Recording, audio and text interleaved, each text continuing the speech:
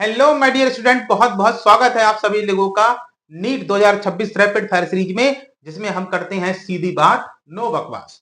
आज का जो हमारा टॉपिक है वो है मेंस्ट्रुअल साइकिल। इससे जुड़े बहुत सारे कॉन्सेप्ट हैं और बहुत ही इंपॉर्टेंट क्वेश्चंस यहां से बन जाते हैं। आइए समझते हैं इसको बिना किसी देरी के। तो मेंस्ट्रुअल साइकिल आखिर में क्या होता है और क्यों इसकी नीड पड़ती है, अगर हम इसके बारे में बात करते हैं। देखिए, हमारी जो बॉडी है या हमारी या फिर कोई भी किसी की भी बॉडी है, तो वो बॉडी आखिर क्यों बनी है, हम क्यों पैदा हुए हैं।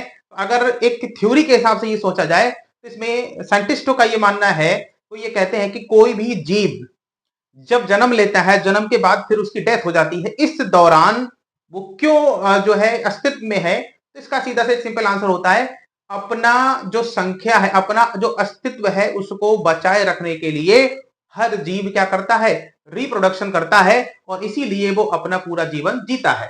तो सिंपल भाषा में अगर हम बात करें यहाँ पे कि हमारी बॉडी क्यों ग्रो हो रही है, ठीक है, हमारे अंदर क्यों स्पर्म बन रहे हैं, हमारे अंदर ओवम क्यों बन रहा है, ठीक है, मेंस्ट्रुअल साइकिल क्यों हो रहा है, इसका सिर्फ एक आंसर है, रिप्रोडक्शन के लिए। ठीक, हमारा जो पूरा जीवन है या पूरा जो संसार है जिसमें जितने जीव हैं, वो सब रिप्रोडक्शन के लिए ही जी रहे हैं, अपनी संख्या को बढ़ा रहे हैं और अपना अस्तित्व बनाए रखने के लिए जी, यानी अस्तित्व की लड़ाई है ये। ठीक है, तो समझते हैं इसको मेंस्ट्रुअल साइकिल में क्या होता है। ठीक है, तो जो मेंस्ट्रुअल वर्ड है, अगर हम इसकी बात करते हैं, ये जो वर्ड है, ये जो वर्ड है मेंस्ट्रुअल, इसका क्या मीनिंग है। तो ये एक लैटिन वर्ड है, ये एक लैटिन वर्ड है। और लैटिन वर्ड कौन सा, तो इसको लैटिन भाषा में मेंसिस वर्ड से ये लिया गया है। इसका ही मीनिंग होता है मंथ। ठीक, मंथ। तो एक्चुअली में क्या होता है कि ऑन एन एवरेज 28 डेज का एक साइकिल होता है और 30 डेज का ये मंथ होता है। तो उसी के हिसाब से इसको कोरिलेट करके मेंस्ट्रुअल साइकिल बोला जाता है। साइकिल क्यों बोला जाता है, क्योंकि ये कंटिन्यूअसली क्या होता है, सेम टाइम पीरियड में रिपीट होता है, तो इसलिए इसको कहते हैं मेंस्ट्रुअल साइकिल। तो ये तो बात हो गई कीवर्ड की। अब इसमें देखिए हमें क्या क्या बातें ध्यान रखनी है मेंस्ट्रुअल साइकिल के दौरान। तो मेंस्ट्रुअल साइकिल के दौरान आपको दो चीज ध्यान रखनी है। अगर आप इन दो को समझ गए तो ये आपके लिए बहुत आसान हो जाएगा।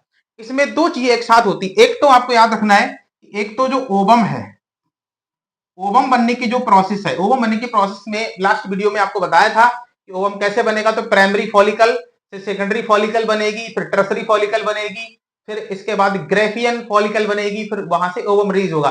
तो ये प्रोसेस इस साइकिल के अंदर चलेगी।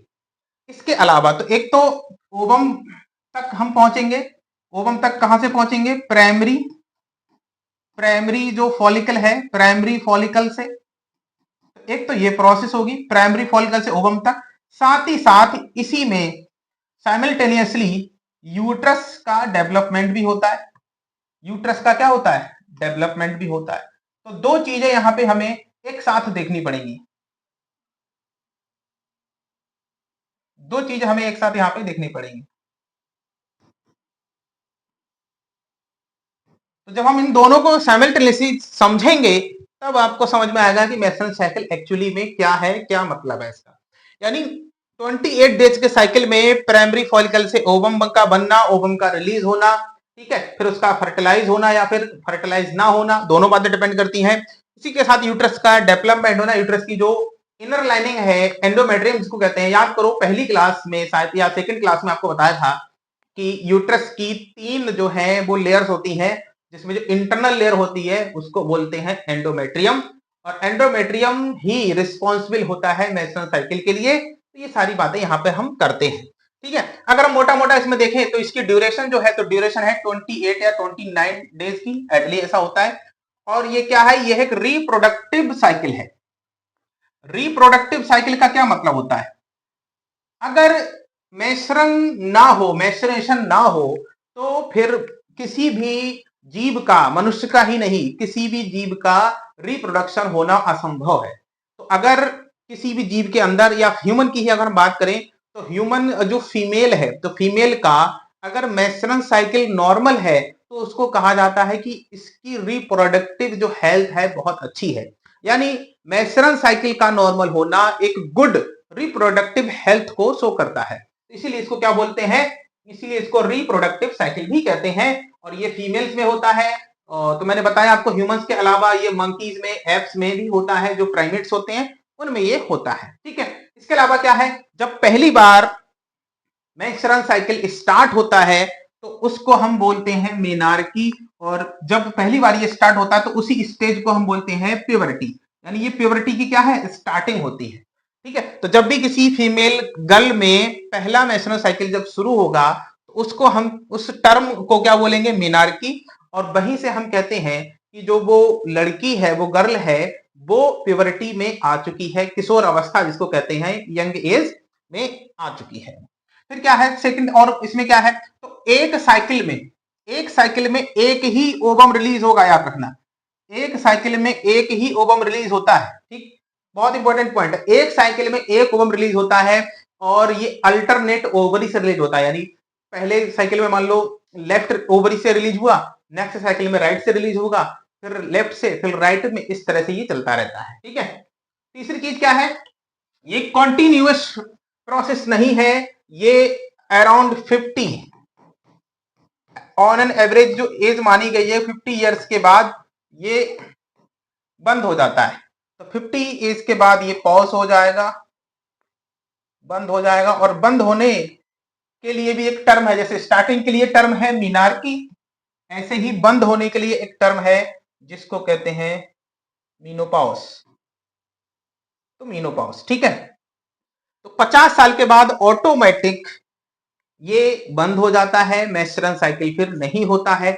इस दौरान बीच में अगर मेंस्ट्रुअल साइकिल ना हो, मेंस्ट्रुएशन ना हो, तो ऐसे में हम क्या मानते हैं, अगर इस दौरान मेंस्ट्रुएशन किसी दौरान ना हो तो हम उसको बोलते हैं कि भाई ये प्रेगनेंसी का एक साइन भी हो सकता है। ठीक है, आप देखोगे शादी के बाद क्या होता है, औरतों को अक्सर पता नहीं चलता है ना, तो उसके जो पीरियड्स हैं वो एक्चुअली अचानक से बंद हो जाते हैं, तो उसमें एक साइन ये माना जाता है कि कहीं ना कहीं प्रेगनेंसी इसका लॉजिक है।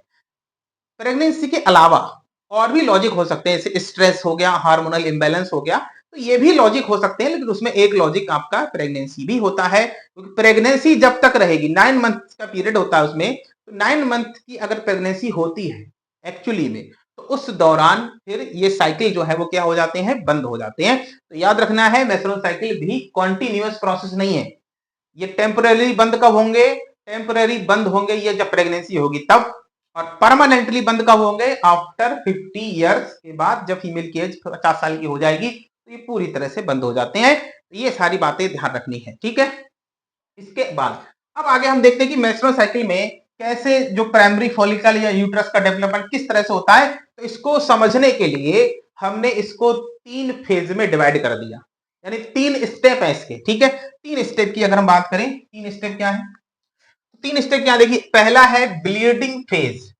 ब्लीडिंग फेज या इसी को बोलते हैं मेंस्ट्रुएशन फेज।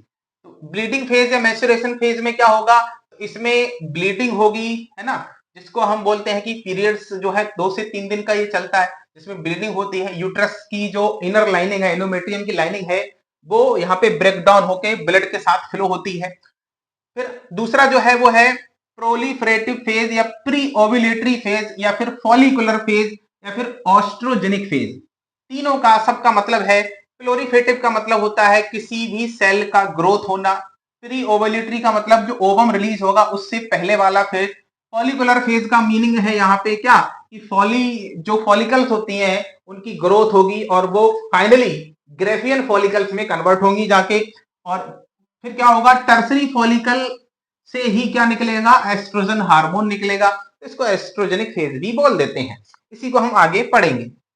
तीसरा जो फेज हमने माना है, तीसरा जो फेज है वो है सिक्रेटरी फेज या इसी को बोलते हैं post ovulatory phase. Post ovulatory का मतलब जब ओव्यूलेशन हो जाता है, जब एग रिलीज हो जाता है उसके बाद का फेज है ये। ल्यूटल फेज, ल्यूटल फेज का मीनिंग क्या है, कॉर्पस ल्यूटियम यहाँ पे बनता है, इसलिए ल्यूटल फेज भी कहते हैं। और सिक्रेटरी फेज का मतलब क्या है, कि यहाँ पे जो ल्यूटस कॉर्पस ल्यूटियम है उससे प्रोजेस्ट्रॉन हार्मोन निकलता है, इसीलिए इसको प्रोजेस्ट्रोनिक फेज भी कहते हैं। तो ऐसे ही सिंपल से क्वेश्चन आ जाते हैं, आपको ध्यान रखना है। यानी शुरुआत होगी ब्लीडिंग से, मेंस्ट्रुअल साइकिल की शुरुआत कहां से होती है, ब्लीडिंग से। तो अगर हम बात करते हैं स्टार्टिंग की, ठीक है, तो मेंस्ट्रुअल साइकिल की जो स्टार्टिंग है वो होती है ब्लीडिंग से। ब्लीडिंग से इसकी स्टार्टिंग होगी और इसके बाद क्या होगा, इसके बाद जो मिड का मतलब 14 डेज, यानी ब्लीडिंग जो है वो आपकी स्टार्टिंग के रहती है थर्ड, इसको कह सकते हैं 3 to 5 डेज। स्टार्टिंग में 3 to 5 डेज तक ब्लीडिंग फेज रहता है।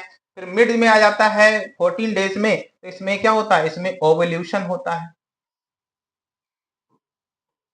इसमें ओवुलेशन होता है जिसमें एग रिलीज होगा। एग रिलीज होने के बाद क्या होगा, देखिए जब एग रिलीज होगा, सिंपल सा है, तो एग रिलीज होगा, फिर वो स्पर्म को ढूंढेगा, हमने कल बात करी थी। अब उसको अगर स्पर्म मिल गया तो कहानी अलग है, और अगर उसको स्पर्म नहीं मिला तो कहानी अलग है। ठीक है, तो सपोज करते हैं कि हमें साइकिल पे हमें फोकस करना है।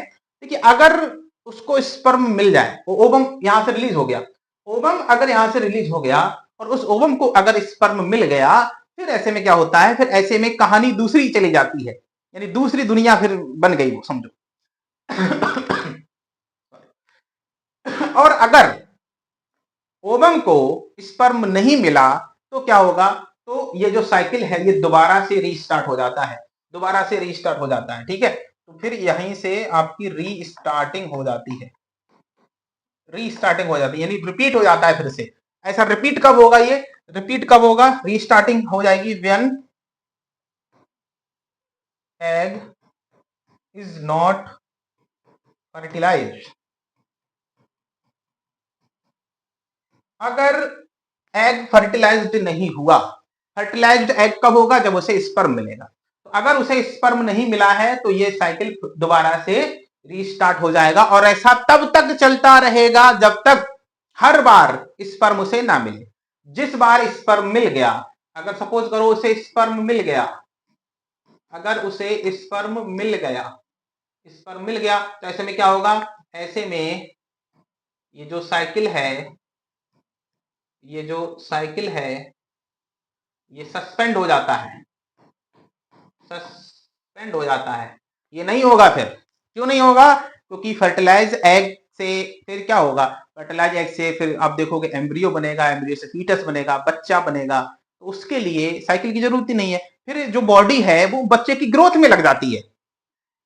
अगर फर्टिलाइज एग नहीं होता है तो जो बॉडी है वो साइकिल में लग जाती है, और एग अगर फर्टिलाइज हो गया तो वो फिर बच्चा बनाने के लिए लग जाती है, जो कि फाइनली कहीं ना कहीं बॉडी का मेन मकसद भी है। ये सारी चीजें हैं इसमें।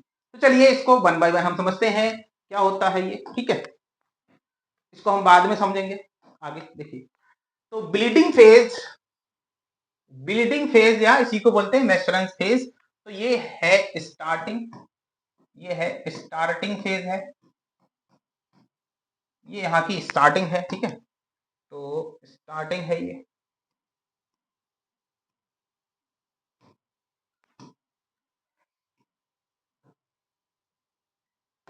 एक सेकेंड, थोड़ा सा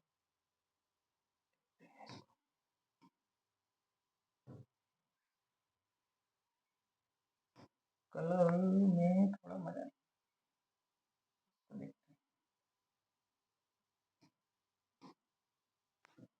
चलो ये सही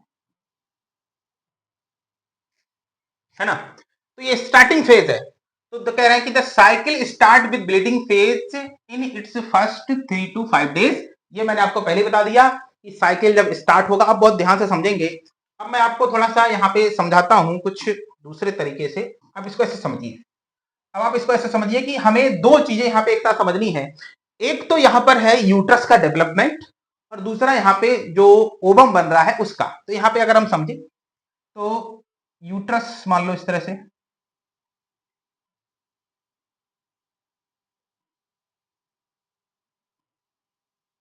ये यूट्रस की इनर लाइनिंग हो गई। ठीक है, यूट्रस की क्या है, इनर लाइनिंग है। इसको हम बोलेंगे एंडोमेट्रियम,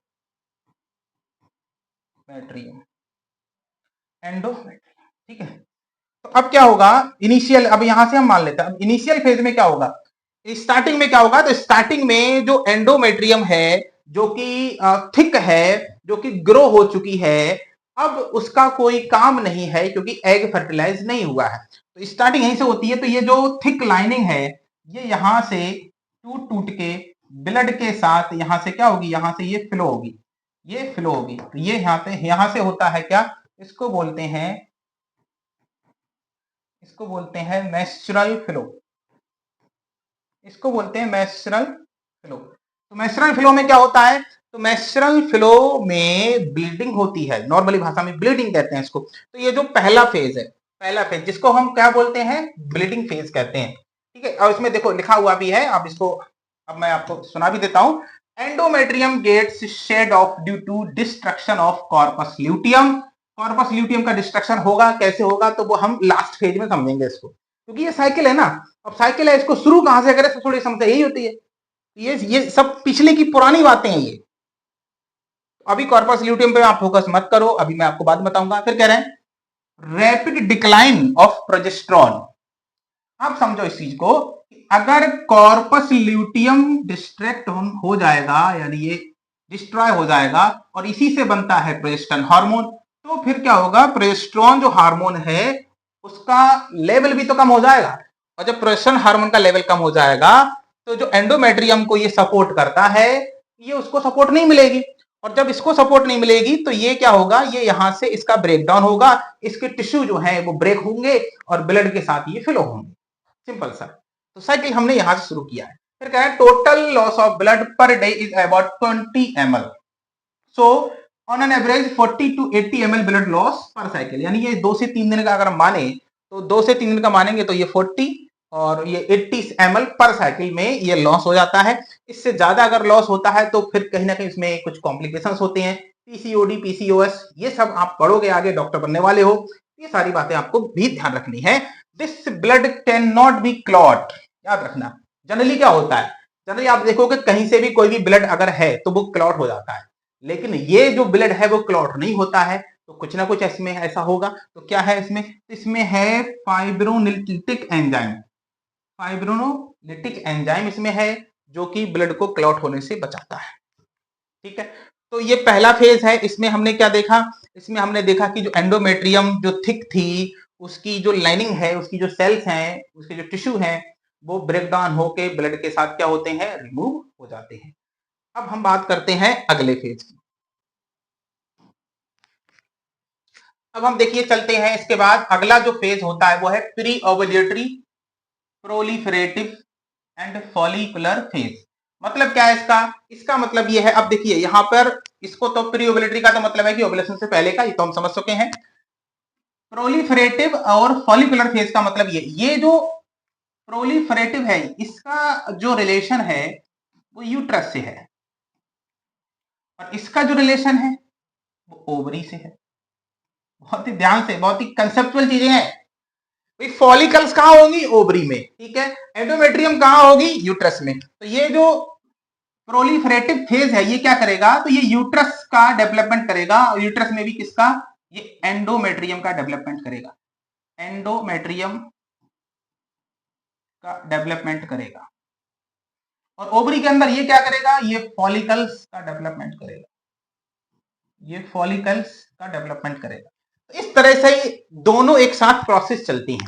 अब आप समझ गए होंगे मेरी बात को, ठीक है। तो एक तरफ ओवरी के अंदर फॉलिकल्स डेवलप होंगी, फॉलिकल्स से आप देखोगे, फॉलिकल से ही बनेगा ओवम, फॉलिकल से क्या बनेगा, ओवम बनेगा। और इधर यूट्रस में जो एंडोमेट्रियम है, एंडोमेट्रियम थिक हो जाएगी फिर से, और लास्ट में फिर जाके वो जो थिक एंडोमेट्रियम थी जो अभी ब्रेक डाउन हुई थी, बस उसी के लिए वो प्रिपेयर हो रही है इस तरह से। तो देखिए इसको क्या करते हैं, तो आफ्टर फर्स्ट 4 डेज में क्या होता है, ये फेज बिगिन होता है, यानी जब ब्लीडिंग हो जाती है, जो एंडोमेट्रियम थिक थी अब वो नॉर्मल हो गई, यानी उसका जितना भी जो ग्रोथ पार्ट था वो सारा का सारा रिमूव हो चुका है।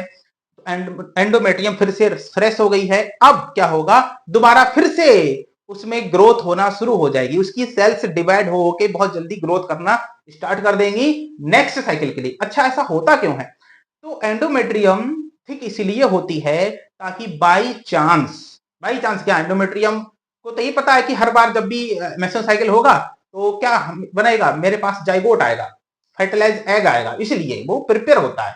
तो एंडोमेट्रियम जो है वो प्रिपेयर होता है किसके लिए, फर्टिलाइज्ड एग के लिए, जाइगोट के लिए, ताकि वो प्रेगनेंसी को सपोर्ट कर सके। सिंपल सा। तो वही चीज है यहाँ पे देखिए। तो ये इस फेज में क्या होगा, इस फेज में एंडोमेट्रियम का डेवलपमेंट होगा और फॉलिकल्स का डेवलपमेंट होगा, फॉलिकल की ग्रोथ होगी। तो कह रहे हैं कि release of GnRH pituitary secret FSH and LH hormone. ठीक है, इसी में क्या होगा, इसी में आप देखोगे जो पिट्यूटरी ग्लैंड होती है, जो पिट्यूटरी ग्लैंड होती है वो दो तरह के हार्मोन रिलीज करती है, जिसको कहते हैं एफएसएच एंड एलएच हार्मोन।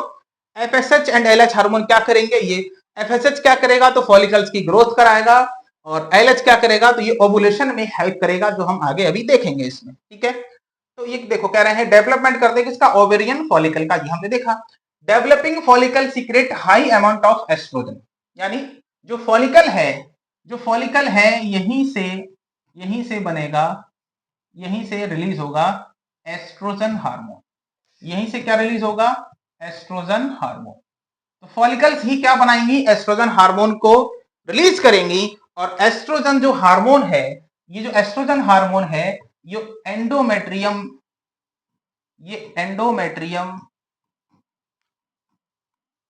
को क्या करेगा, एंडोमेट्रियम को डेवलप करेगा, एंडोमेट्रियम का डेवलपमेंट करेगा, डेवलप एंडोमेट्रियम। क्लियर है बात। तो ये पूरा चेन है। ठीक, यानी फॉलिकल्स से ग्रोथ हो गई, फॉलिकल्स ने एस्ट्रोजन हार्मोन को बनाया, एस्ट्रोजन हार्मोन ने एंडोमेट्रियम को डेवलप किया, तो ये प्लोरीफ्रेशन इसका हो गया एंडोमेट्रियम का। इस तरह से ये है, तो वो हमने यहाँ पे कवर कर लिया। इसके आगे फिर क्या होता है, इसके आगे आप देखोगे इसमें, इसके आगे देखो क्या होता है, फिर क्या होगा इसी में कि वो तो हमने देख लिया कि ये हाइपोथैलेमस है एफएसएच रिलीज करेगा। एफएसएच के क्या काम है वो भी हमने अभी देख लिया इसको। एफएसएच क्या करेगा तो ग्रोथ एंड डेवलपमेंट करेगा किसका, ओवेरियन फॉलिकल का, जो कि फाइनली बाद में ग्रेफियन फॉलिकल बनाएगी और ग्रेफियन फॉलिकल से ओवम बनेगा। और दूसरा क्या क्या काम है इसका, तो एस्ट्रोजन हार्मोन को रिलीज करेंगी, कौन, जो फॉलिकल्स हैं वो। तो ये तो वही चीज रिपीट हो गई, इसको हमने पहले ही कवर कर लिया। इसके बाद आप देखोगे जब एस्ट्रोजन हार्मोन जो है राइज होता है, बढ़ जाता है, तो अब क्या होगा, अब आप देखोगे 10 डेज के बाद, 10 डेज के बाद क्या होगा, जब एस्ट्रोजन हार्मोन बहुत ज्यादा हो जाएगा, तो ऐसे में क्या होगा, जो ग्रेफियन फॉलिकल और जो एंडोमेट्रियम की ग्रोथ है वो बहुत मेच्योर हो जाएगी, जो होना चाहिए था।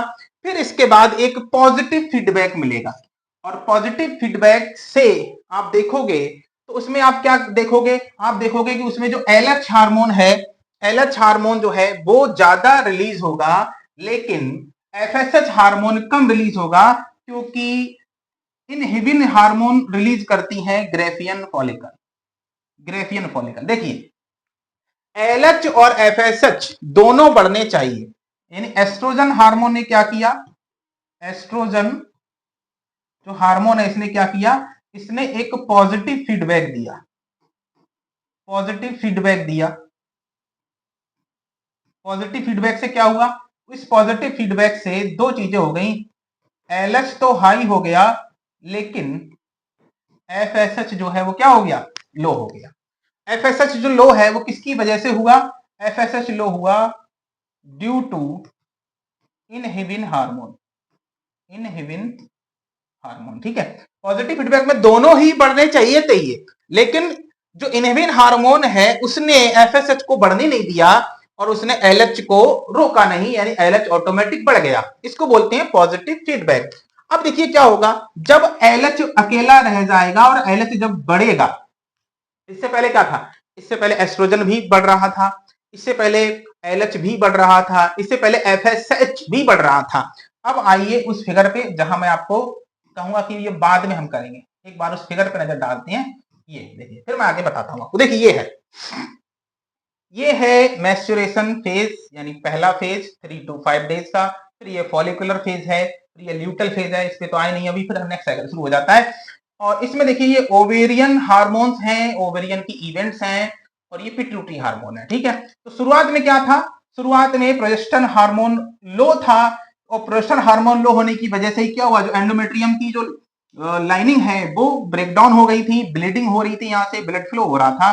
क्यों, क्योंकि प्रोजेस्टेरोन हार्मोन का लेवल देखिए लो है, बहुत लो है, ये है बेसलाइन, ये लो है। एस्ट्रोजन हार्मोन ज्यादा है, एस्ट्रोजन हार्मोन बढ़ेगा धीरे धीरे, क्यों, क्योंकि अब फॉलिकल की ग्रोथ होगी। यहाँ पे देखिए ये वाला जो फेज है ये फॉलिकल की ग्रोथ को दर्शाता है, और फॉलिकल की ग्रोथ में एस्ट्रोजन हार्मोन बढ़ना शुरू हो जाता है। एस्ट्रोजन हार्मोन बढ़ेगा, एस्ट्रोजन हार्मोन जब बढ़ेगा तो क्या होगा, फॉलिकल की ग्रोथ होगी। देखिए ये फॉलिकल की क्या हो रही है, ग्रोथ हो रही है। मैच्योर फॉलिकल यहां तक आ चुका है, और जब मैच्योर फॉलिकल आता है तो यहां पर आप देखोगे कि जो एफएसएच हार्मोन है उसका लेवल हाईएस्ट हो जाता है, बहुत ज्यादा हो जाता है। एफएसएच एस्ट्रोजन हार्मोन जब ज्यादा हो जाएगा तो ऐसे में आप देखोगे वहीं पर आप देखो, वहीं पर जो एलएच हार्मोन है वो भी बहुत ज्यादा हो जाएगा, और एफएसएच जो है एलएच के मुकाबले थोड़ा कम बढ़ेगा, क्योंकि इनहिबिन हार्मोन जो है इसको बढ़ने नहीं देता है। तो जब एलएच हार्मोन एकदम पीक पे होगा तो इसी प्रोसेस को बोलेंगे ओव्यूलेशन। इसी को क्या बोलेंगे, ओव्यूलेशन। तो एलएच हार्मोन जब पीक पे होता है तो ओव्यूलेशन होता है। ओव्यूलेशन में प्रोजेस्टेरोन हार्मोन, एस्ट्रोजन हार्मोन भी पीक पे होता है। तो एस्ट्रोजन हार्मोन पीक पे होगा, एफएसएच पीक पे होगा, और जो एलएच है वो भी देखिए, एफएसएच देखिए ये भी पीक पे है लेकिन एलएच से कम है, बस ये है।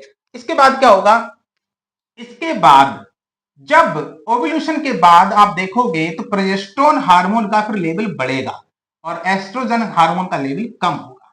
इस तरह से प्रोजेस्टेरोन का हार्मोन का लेवल बढ़ेगा। क्यों बढ़ेगा, क्योंकि बन चुका है कॉर्पस ल्यूटियम, और कॉर्पस ल्यूटियम ने एफएसएच जो एलएच हार्मोन है उसको यहां पर जगह दी है बढ़ने के लिए। इस तरह से ये कहानी चलती है। फिर क्या होगा, अगर एग फर्टिलाइज नहीं है, अगर एग फर्टिलाइज नहीं हुआ तो यही जो प्रोजेस्टेरोन हार्मोन है ये कम हो जाएगा। देखिए कम हो जाएगा, एफएसएच बढ़ेगा, और ये कहानी फिर से यहां से शुरू हो जाएगी, ब्लीडिंग होना शुरू हो जाएगी, और ये जो कॉर्पस ल्यूटियम है ये आपका कॉर्पस एल्विकस में कन्वर्ट होके यहां से डिस्ट्रॉय हो जाएगा, डिसअपियर हो जाएगा। तो ये कहानी है, दोनों एक साथ हमने इसको समझा। अब आइए उसी पे चलते हैं, वहीं पर वापस चलते हैं। ठीक है, अब ये है, इसके बाद कह रहे हैं this abruption rise in LH concentration in blood is called the LH surge. LH surge जहां होगा, एलएच सर्ज जहां होगा वहां ओव्यूलेशन होगा। वहां क्या होगा, वहां ओव्यूलेशन होगा। ठीक है, एलएच सर्ज हो गया। एलएच सर्ज होने पे क्या हो गया, तो ग्राफिकन फॉलिकल रैप्चर हो जाती है और completion of second meiotic division होता है इन oocyte में, और इसको हम बोलते हैं सेकेंडरी oocyte। मेटाफेज स्टेज यहाँ पे रिलीज हो जाती है, ये हम कल भी इसको पढ़ चुके हैं। द रिलीज ऑफ एग, जिसको सेकेंडरी oocyte बोला जाता है, occurs around 14 days is called ovulation. ये हमने पढ़ चुके हैं। ठीक है, तो ओव्यूलेशन में क्या क्या हुआ, ओव्यूलेशन में अगर आपसे ऐसे पूछा जाए कि ओव्यूलेशन में कौन कौन से हार्मोन जो है वो पीक पे होते हैं, तो एलएच भी हाई होगा, है ना, एफएसएच भी हाई होगा, अपने कंपैरिजन में हाई होगा लेकिन एलएच से कम होगा। इसके अलावा एस्ट्रोजन, एस्ट्रोजन भी क्या होगा, हाई होगा। एस्ट्रोजन भी क्या होगा, हाई होगा, लेकिन प्रोजेस्टेरोन यहां पर अभी नहीं है, प्रोजेस्टेरोन लो होगा। ये आपको इसमें ध्यान रखना है। इसके आगे जब ओव्यूलेशन हो जाता है, ओव्यूलेशन जब हो जाता है तो अगला जो फेज है अब वो आता है पोस्ट ओव्यूलेटरी फेज। ये तीसरा फेज है, पोस्ट ओव्यूलेटरी फेज या सिक्रेटरी फेज या ल्यूटल फेज। ओव्यूलेशन के बाद जो ग्रेफियन फॉलिकल थी, ग्रेफियन फॉलिकल, अब मान लो ऐसे फॉलिकल है, ये फॉलिकल है, अब ये ओवम यहां से रिलीज हो गया, तो ये जो बचा है इसको बोलते हैं कॉर्पस ल्यूटियम, और कॉर्पस ल्यूटियम से ही बनेगा प्रोजेस्टेरोन हार्मोन, प्रोजेस्टेरोन हार्मोन। ठीक है, इससे प्रोजेस्टेरोन हार्मोन रिलीज होता है। ठीक है, अब प्रोजेस्टेरोन हार्मोन जब रिलीज हो जाएगा, देखिए यहाँ पे सिंपल सा है, तो अब क्या होगा, 14 डेज के बाद प्रोजेस्टेरोन हार्मोन रिलीज होगा। प्रोजेस्टेरोन हार्मोन जब रिलीज हो जाएगा तो प्रोजेस्टेरोन हार्मोन क्या करता है, तो प्रोजेस्टेरोन जो हार्मोन है, प्रोजेस्टेरोन जो हार्मोन है वो क्या, इसको बोलते हैं प्रेगनेंसी सपोर्ट हार्मोन। ये प्रेगनेंसी को क्या करेगा, सपोर्ट करेगा। अगर प्रेगनेंसी होती है तो, अब प्रेगनेंसी नहीं है तो सपोर्ट किसे करेगा, क्या समझे, तो अगर प्रेगनेंसी होती है तो प्रेगनेंसी को सपोर्ट करेगा, और अगर प्रेगनेंसी होती है तो कॉर्पस ल्यूटियम जो है, ये जो कॉर्पस ल्यूटियम है इसको यहां नहीं लिखते हैं, इसके अलावा इम्प्लांटेशन में हेल्प करेगा। प्रोजेस्टेरोन के अगर हम बात करें तो ये हेल्प करेगा, हेल्प इन इम्प्लांटेशन। इम्प्लांटेशन क्या है ये हम आगे पढ़ेंगे।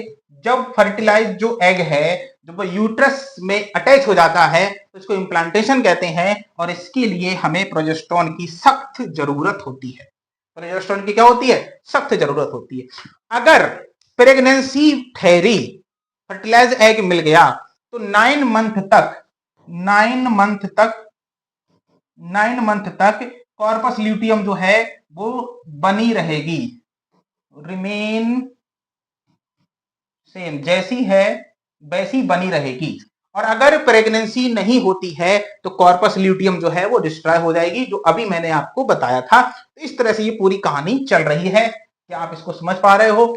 आप समझ पा रहे हो कि नहीं? ये वही चीज है, ये वही चीज वापस है जो मैंने आपको बताई है। ठीक है, ये वही चीज है वापस जो मैंने आपको बताई। ठीक है, during pregnancy all events of menstrual cycle stop, there is no menstruation. ये भी हम इसको पढ़ चुके हैं कि अगर प्रेगनेंसी है तो फिर मेंस्ट्रुएशन स्टॉप हो जाता है, और फिर सारे जो ऑर्गन्स हैं वो प्रेगनेंसी को सपोर्ट करने में लग जाते हैं, वो एम्ब्रियोनिक डेवलपमेंट में लग जाते हैं। ठीक है, ये कहानी है इसमें इस तरह से। और देखो कुछ बचा है ना, तो post ovulatory progesterone level drops, corpus luteum begins regenerate. ये तो है ही इसमें कि अगर प्रेगनेंसी नहीं ठहरी, अभी हमने देखा कि प्रेगनेंसी ठहरती है तो क्या होता है, अगर प्रेगनेंसी नहीं ठहरती है तो ऐसे में क्या होगा, ऐसे में कॉर्पस ल्यूटियम जो है वो धीरे धीरे डिग्रेड होने लगेगा और प्रोजेस्टेरोन हार्मोन का लेवल कम होने लगेगा। और प्रोजेस्टेरोन हार्मोन का लेवल जब कम होगा तो जो एंडोमेट्रियम जो थिक हुई थी वो भी वापस डिग्रेड होने लगेगी और ब्लीडिंग शुरू हो जाएगी। और ब्लीडिंग क्या हो जाएगी? शुरू हो जाएगी, यानी फिर से जो मेंस्ट्रुअल है साइकिल वो क्या हो जाएगा? स्टार्ट हो जाएगा। दोबारा से मेंस्ट्रुअल साइकिल जो है वो स्टार्ट हो जाएगा। तो क्या आप समझे इस चीज को? बहुत अच्छे से मैंने आपको बताया है ना, समझे कि नहीं? तो एक बार आप फिर से एक बार देख लो इसको, एक बार मैं आपको बताता हूं। तो सबसे पहले क्या होगा? सबसे पहले ब्लीडिंग होगी, ब्लीडिंग के बाद फिर क्या होगा? फिर फॉलिकल की ग्रोथ होगी, और फॉलिकल की ग्रोथ के साथ ही एंडोमेट्रियम की ग्रोथ होगी, है ना। फॉलिकल से एस्ट्रोजन हार्मोन निकलेगा, पिट्यूटरी से FSH एंड LH निकलेंगे। फिर क्या होगा? जब फॉलिकल की पूरी ग्रोथ हो जाएगी तो क्या होगा? तो ओव्यूलेशन होगा। ओव्यूलेशन में क्या होगा? ओव्यूलेशन में एग रिलीज हो जाएगा, एग रिलीज होगी। अब यहां से दो पॉसिबिलिटी है, एक बार फिर से समझ लेना। एग रिलीज होने के बाद दो पॉसिबिलिटी है, तो दो पॉसिबिलिटी है। तो पॉसिबिलिटी वन क्या है? प्रेगनेंसी अकर्स, यानी एग फर्टिलाइज। दो पॉसिबिलिटी है, एग फर्टिलाइज्ड। एक सेकेंड,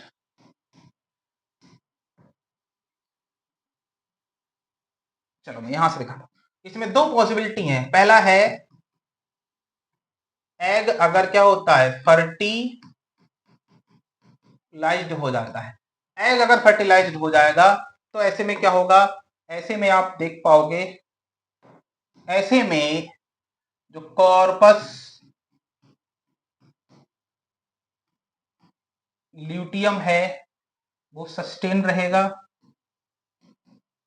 जैसा है वैसा बना रहेगा, और इससे प्रोजेस्ट्रॉन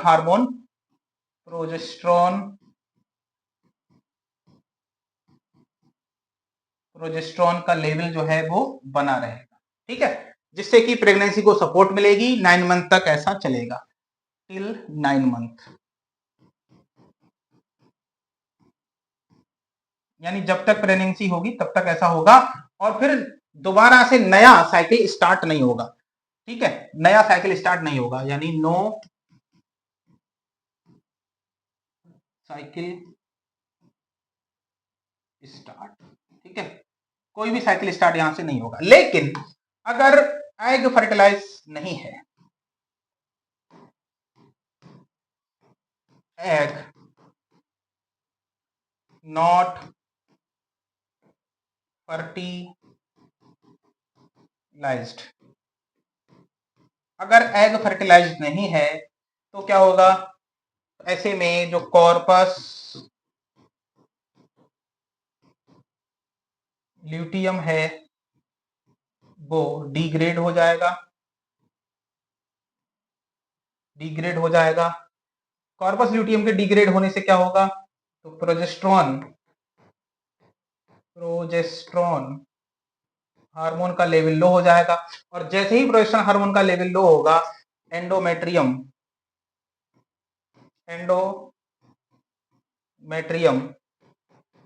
जो लाइनिंग है ये ब्रेक हो जाएंगी और ब्लीडिंग शुरू हो जाएगी,